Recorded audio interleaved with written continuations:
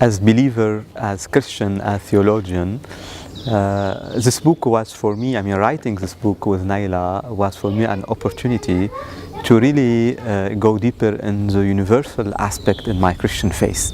And so I understood that I cannot really embrace the whole dimension of my faith if I exclude the other. The other, I mean, the one who don't believe in my religion, the Muslim, the Jew, the non-believer, and so divine hospitality. This book is a call, is an invitation for every believer, and especially for a Christian believer or a Muslim believer, to understand how much our faith is wide, and how much our faith is a space for everybody, and not just a communal space closed behind the doors.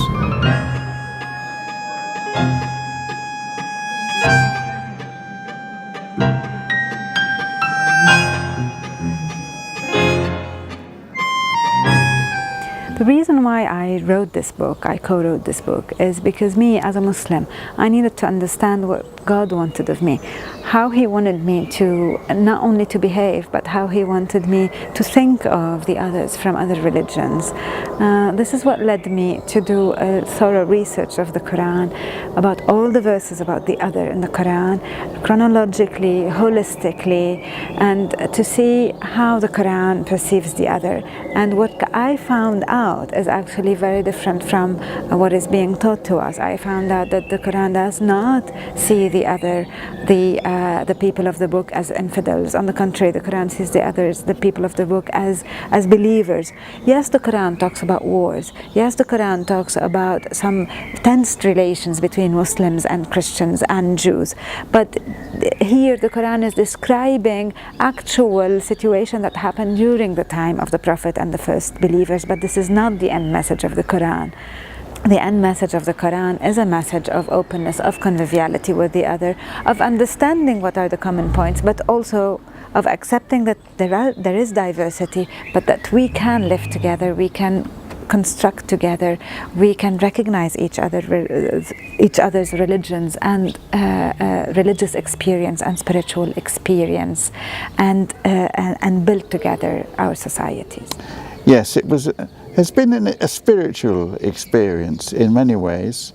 It's also been one where I've returned to some work that I did as a student back in 1967 when I was studying Abraham in the Quran in Beirut.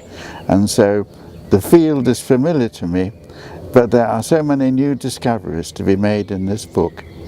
And it's been a delight to see the way in which Fadi and Nayla have worked closely together, their interchanging voices producing a harmony which, in a sense, I hope, anticipates the divine harmony at the heart of creation and at the end of all things.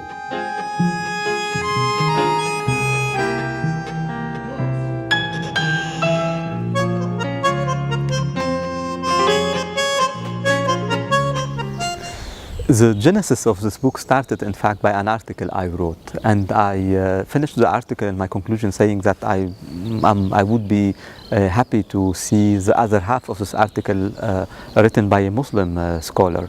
It was about Christian-Muslim encounters, theological reflections, and in fact, I was not expecting that one day I will read this other half. And this is when I thought that, well, I should, since I had already started thinking about that issue, and since it was something that I really had at heart to start thinking about writing an article, that second part of the article, and this is how we developed our methodology of theologies and dialogue. And these two articles led to more reflection, more discussions that led to this book. Where we spent a whole month, it was a Ramadan, in fact, month, in a monastery. So a Muslim time, Ramadan, in a Christian geography, a monastery, staying together, Nayla and myself, a Christian and a Muslim theologians, and developing this book based on our two original articles. So the experience itself, for me, it was also a spiritual experience, and so I experienced how with the other we can also, in a divine hospitality, when we are in a mutual hospitality to each other.